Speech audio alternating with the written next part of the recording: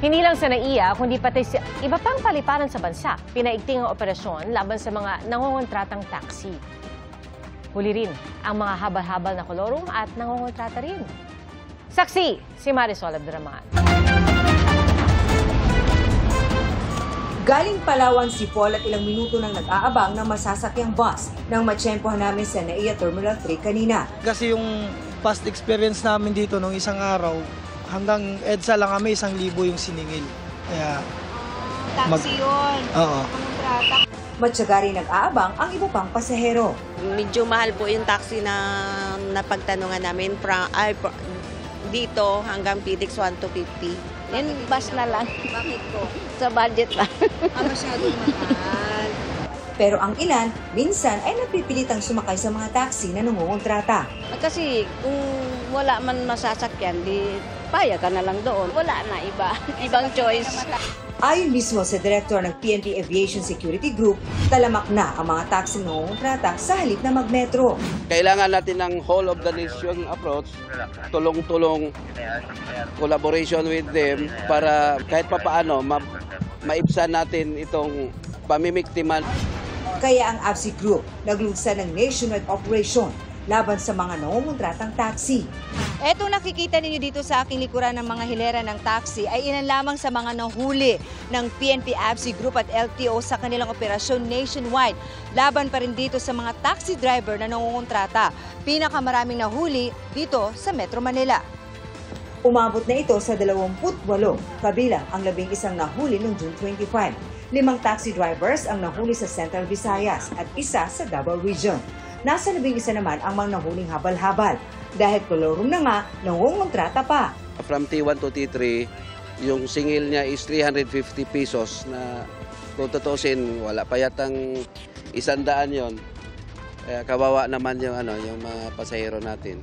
Kanina, itinon over sa LTO ang mga taxi at motorsiklo na nahuli sa operasyon. Merong sindikato talaga dito nagpapatakbo. We will look into that po, ma'am. We will submit reports as soon as obtained po kung may talagang mga tao behind this syndicate. Hinihikayat ng ABSI Group ang publiko na reklamo sa kanila ang labis-labis na paniningil ng mga driver. As long as mabidyohan po nila, mapicturean po yung driver, makuha yung other informations, pwede po nilang ipatawag yan for show cause. Ipinag-utos din ng Transportation Department ang paglalagay ng malalaking karatula sa NAIA para madali ma-access ng mga pasahero ang libreng interterminal shuttle. Para sa GMA Integrated News, ako si Marisol Abduraman, ang inyong saksi. Nakaranas ng baha at pagguho ng lupa ang ilang lugar sa Luzon. Bunsod po yan ng masamang panahon. At kabilang sa nagpapalan doon ang trough ng low pressure area na ayon sa Pag-asa ay may tsansa pa rin maging bagyo. Saksi, si CJ Torida ng GMA Regional TV. Hirap makausad ang mga motorista sa lakas ng ragasan ng baha sa Naguilian National Road sa Baguio City kahapon. Sa lakas ng agos, tila matutumba na ang mga nakamotorsiklo. Ayon sa mga otoridad, umabot ng 1 oras bago tuluyang humupa ang baha. Talagang nagulat ako kasi ulan lang. Bakit na-plan na ganun? Dati yung malakas na typhoon saka mapuplat yun. Pero bakit ngayon ulan lang? Bunsod ng ulan, may mga naitalang pagguho ng lupa tulad sa Banawe sa Ifugao at Katlubong sa Bugyas, Benguet. Sa Bintar, Ilocos Norte, nagbagsakan sa gilid ng kalsada ang mga tipak ng lupa at bato. Ayon sa mga residente, kasunod dyan ng sunod-sunod na pag-ulan noong mga nakaraang araw. Baha naman ang namerwisyo sa bayan ng San Nicolas, pati na sa Orion, Bataan. Binayo rin ng malakas na ulan ang ilang bahagi ng Cagayan. Pabugso-bugsong ulan naman ang nararanasan sa Tumawini, Isabela. Ayon sa Pag-asa, localized thunderstorm ang nagpapaulan sa Cordillera Administrative Region at sa Pangasinan. Habagat at trap naman ng low pressure sa loob ng Philippine Area of Responsibility ang nakaaapekto sa Isabela at Cagayan. Kung maging ganap na bagyo, papangalanan itong Bising na ikalawang bagyo sa bansa ngayong taon. Bukod dito, isang bagyo pa ang binabantayan ng Pag-asa sa labas ng PAR. Pero malayo na ito at hindi na makaaapekto sa Pilipinas. Para sa GMA Integrated News, CJ Torida ng GMA Regional TV, ang inyong saksi.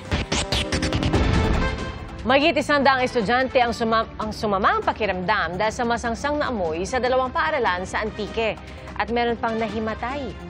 Saksi, si Kim Salinas ng GMA Regional TV.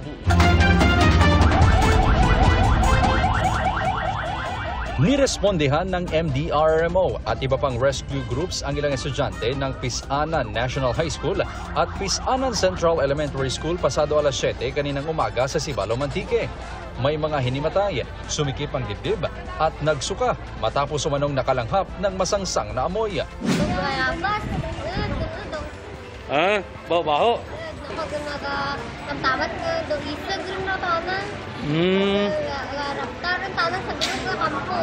Hindi man abing mahambar ka barangay, yung asa ka dyan, wala pa kami kamaan kung may nag-spray ba na or dahil sa kung ano man yung chemical ito. So, gina-demobilize natin sanda to investigate sa palibot. Aminado ang punong barangay ng Pisanan na may ilang residenteng nakalanghap rin ng parehong amoy sa lugar. Ngunit hindi naman raw sila nagsagawa ng fogging o spraying kontra dengue kaninang umaga. Ginapamanaan kamo kag nag-spray kita first week guro to pa yun or last week kamang kami nga nag-spray kita ka para sa dengue. Kag sa kadya, wala na tumatabo ang mga spray. Sa mahigit 100 na sumama ang pakiramdam, mahigit 80 ang dinala sa ospital sa bayan ng Sibalom habang ang iba ay inirefer sa ospital sa bayan ng San Jose. Agad na sinuspindi ang klase sa 2 mga eskwelahan. Pinauwi rin ang mga estudyante na hindi apektado. Nagtatag na ng Special Investigation Team ang SDO Antique upang matukoy kung saan posible nang galing ang nalanghap na amoy. Similar sa rotten na guava fruit. Then, sa mga gipamangkot man nang sa vicinity at sa school, na daw pesticide na namang mga expired nga nagsungaw.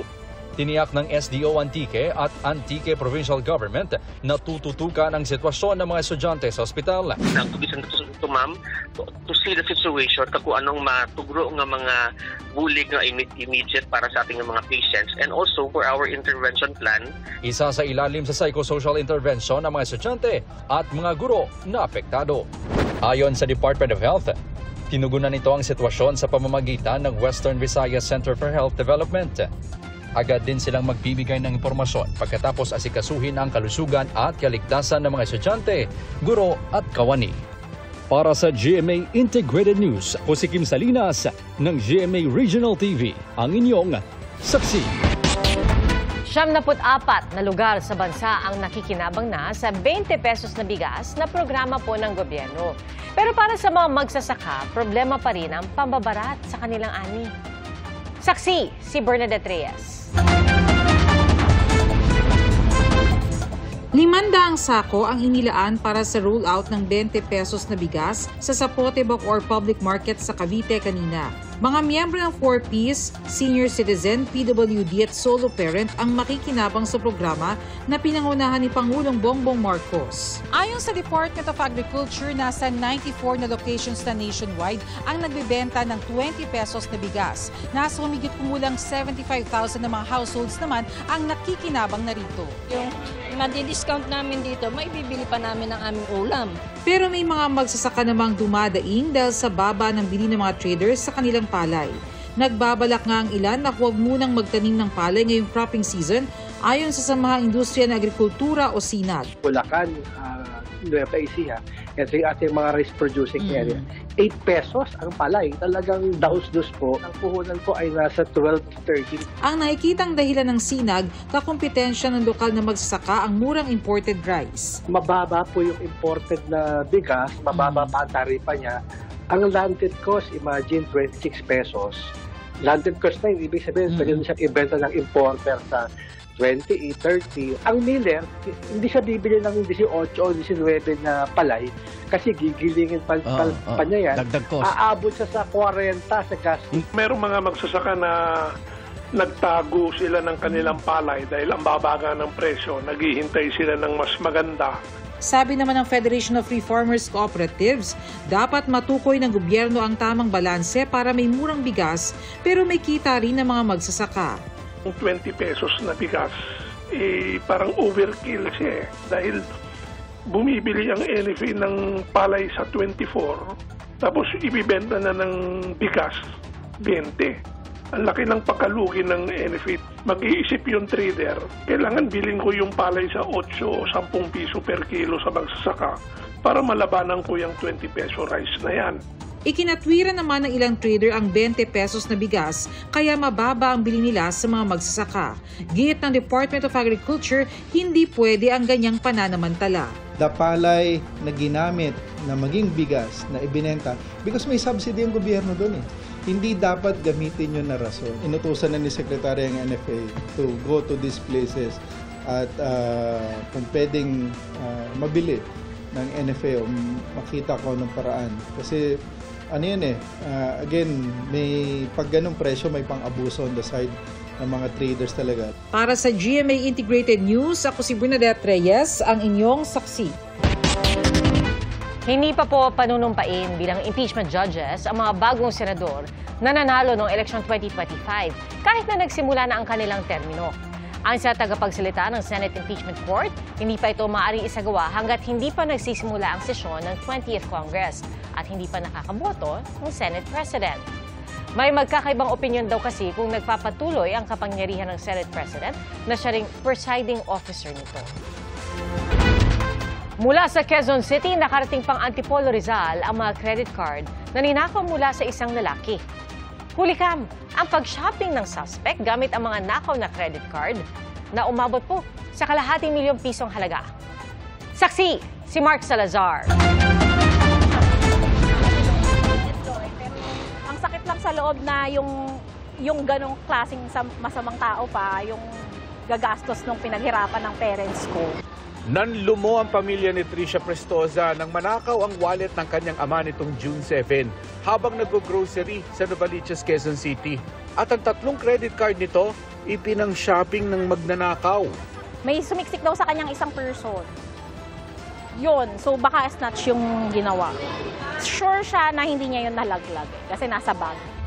Hininga ng CCTV video ang mga tindahan sa Antipolo Rizal kung saan nagamit ang mga credit card base sa transaction record at may taong namataan sa mga ito sa parehong oras ng pagbili. Una sa jewelry store kung saan credit card ng biktima ang ipinambili ng 2 gintong bracelet sa Antipolo Rizal sa halagang 105,000 pesos. Pagka 30 minutos, isang credit card naman ang ipinambili ng 75,000 pesos cellphone. Pagkatapos ay lumipat ito ng tindahan para bumili naman ng 2 tig 47,000 peso na cellphone. Ibinili rin ang isa sa credit card ng kahong-kahong gamot sa isang butika sa halagang 26,000. Kinabukasan na nabasa ang notification ng mga transaksyon at napablock ang mga card. Habang ongoing yung pagbablock namin, meron pa rin nag-go through na transaction. Naibili pa ang mga card ng 2 relo at isa pang mamahaling cellphone. Ang total na nagastos at chinarge sa mga credit card ng ama, kalahating milyong piso. Happy din kami na willing tumulong si bank. Tapos parang nakausap din naman namin, willing din silang mag-dispute. Pero baka hindi lahat. Ang lalaki kasi talaga ng purchases eh. Bilang bahagi ng investigasyon, itutugma ng pulisya ang kuha ng mga CCTV sa oras at petsa ng purchase na makikita sa statement of account sa credit card. Payo ng PNP Anti-Cybercrime Group, kapag nawala ng ATM, debit o credit card, mag-report po tayo agad sa mga bank institution kung saan man po ito nakalink, and also po pumunta po tayo sa nearest PNP ACG office or police station man po para makapag-report po. At ito po yung mga reports ay maaari natin gamitin din sa dispute natin sa bangko po. At anumang edad, dapat sanay sa paggamit ng online banking. Halimbawa, pagpapablock ng mga card na pwede sa website o sa app. Para sa GMA Integrated News, Mark Salazar, ang inyong saksi. Natunton sa San Jose del Monte, Bulacan ang bodega kung saan chinachap-chap umano ang mga sasakyang galing sa modus na rentangay. Saksi, si Emil Sumangil, exclusive. Hoy, hilera nga kayo. Hilera kayo dyan.